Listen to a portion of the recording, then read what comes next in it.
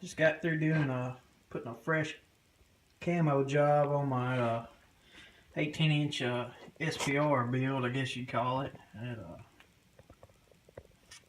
just thought I'd try something different. Hadn't really done this technique before.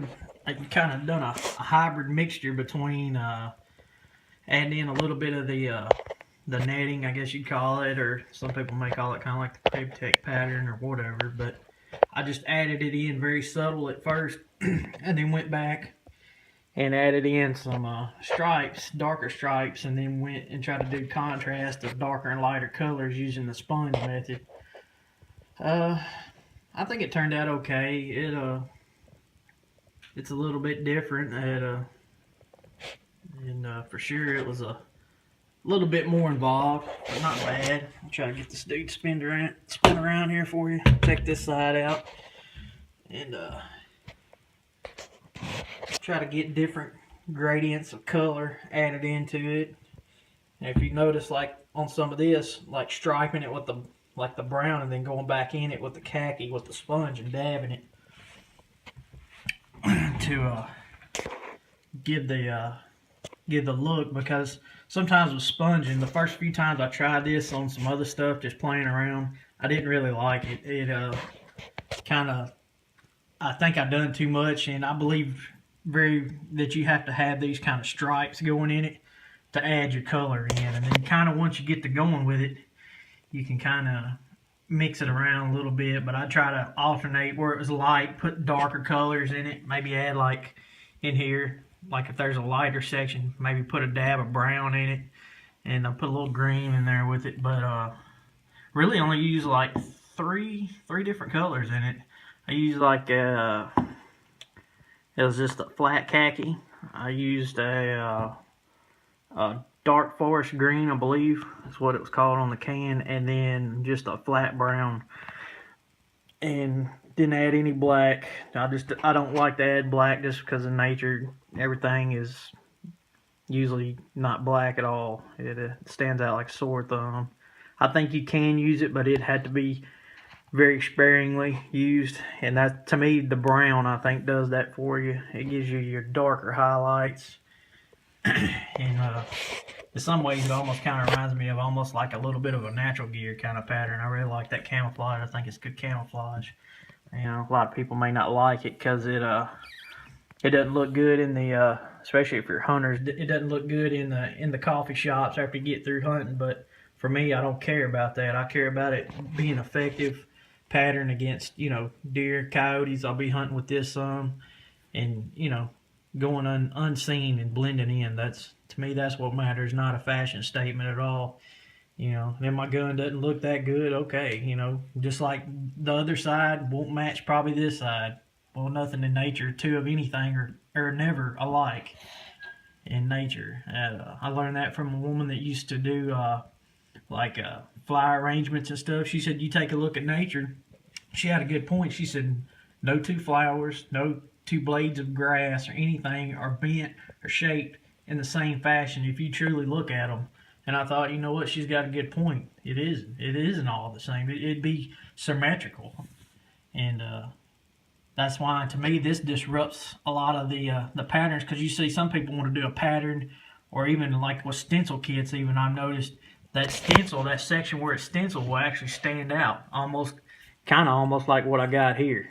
It's like that line, even though it's in there, it's just, if you're up close on it. What I liked about it, as I get back off from this pattern, it actually gets even a whole lot better. In the sunlight, I didn't think it really looked that good, just the way it looked, but I just got through painting this thing, so it's not even cured up yet. And what I found is the colors as it cures kind of change some. You can even see some of the light where it's wanting to shine off some of these colors where I sponged it and it was a little bit heavier.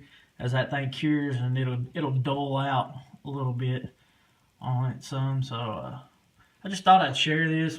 I know there's videos, a ton of them, with people doing their methods, and yeah, I probably should have videotaped it when I was doing it, but I'm shooting this on an iPhone. I don't have a camera, or it's hard to edit that stuff down and change it, but and format it. But I just thought I'd share it. You know, I have guys all the time. I post this on my Facebook page. Guys are like, "Hey man, what do you charge me to do my gun?" Man, it's spray paint. You can't mess this up.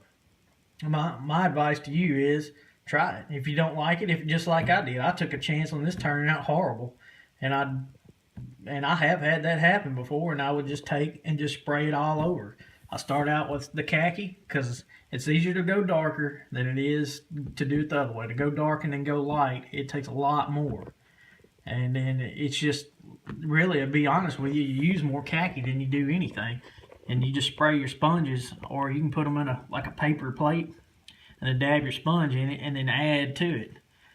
Once I put my netting here, I just went with green on my netting down through the gun in a couple of 2 or 3, 4 different spots. And then that was it for the netting. The next was just, I'd come in and stripe it. Okay, I'd do a stripe of brown or something, or green here. Well, then I would leave gaps in between this so I can purposely come in and put brown in the khaki and then lighten it up, go back over the khaki, or the brown, excuse me, with the khaki in the sponge. The same way, and then I'd fill in any intermediate gradients with the green, more as, and just, you know, see a spot or open spot. There's some spots you may want to leave some spots, and it's okay to leave it open because it helps it out some, just like right up in here. It's kind of hard to get a sponge up in some of that, so I just left it. No big deal. You know, as you go down, I left some of this like this. You know, you can get as wild as you want to with it. Usually, with sponging, what I've noticed is, usually by the time you do too much on a surface was what I found out the first time I'd done it. And after watching some other people do this, I've noticed the lines are the key. You got to have them in to help break this thing up and give you areas to work in. So you can zigzag your lines and some of that on this I did. Same way with the scope.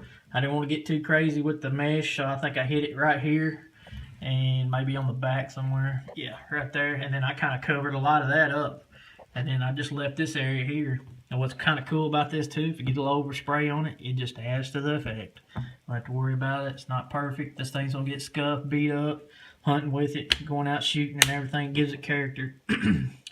But I just thought I'd share it, guys. Hope you like it. I think it's kind of growing on me and dig it. But just don't get out there and, I mean, go to Walmart. That's what I did.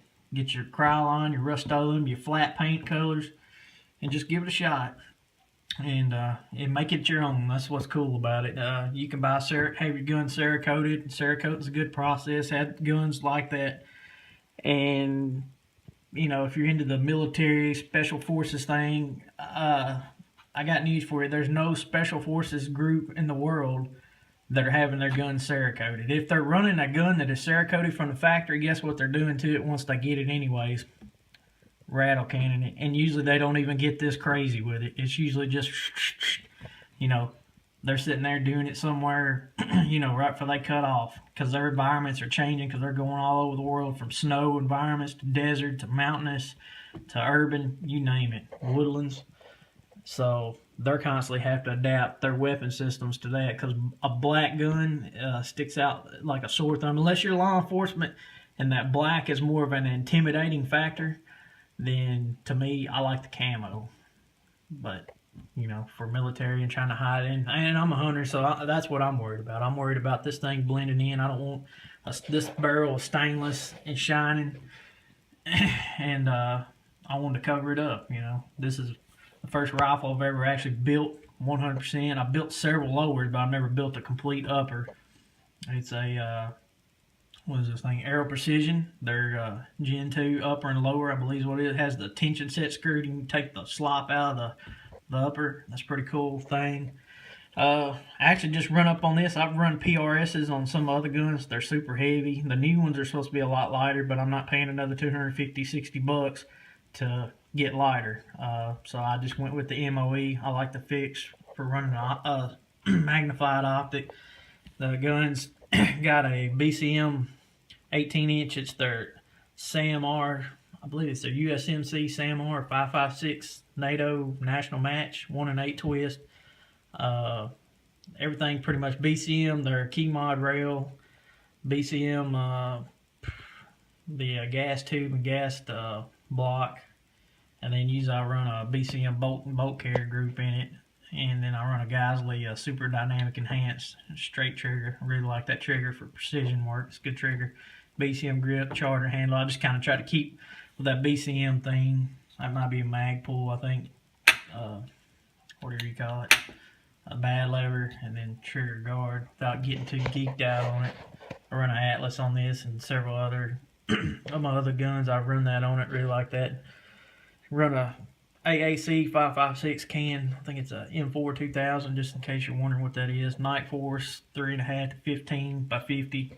It's kind of overkill. I eventually want to put something on this thing a little bit smaller, but it's what I got for now, so I'm just using it. Pulled it off another gun, and a LaRue. I think that's an OBR, whatever mount. I had off another gun. But thing's a tack driver. I wanted to make sure and shoot it.